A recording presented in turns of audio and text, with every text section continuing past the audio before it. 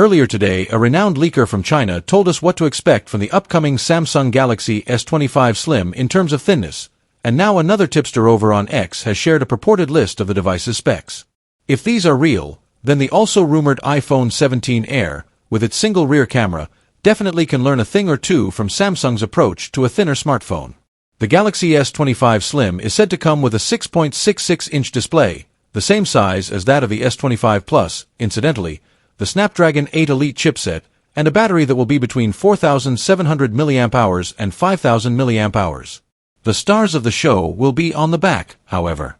The device is allegedly going to have a 200MP main camera using Samsung's ISOCELL HP5 sensor, a 50MP ultra-wide, and a 50MP telephoto with 3.5x optical zoom, both of these using the same ISOCELL JN5 sensor.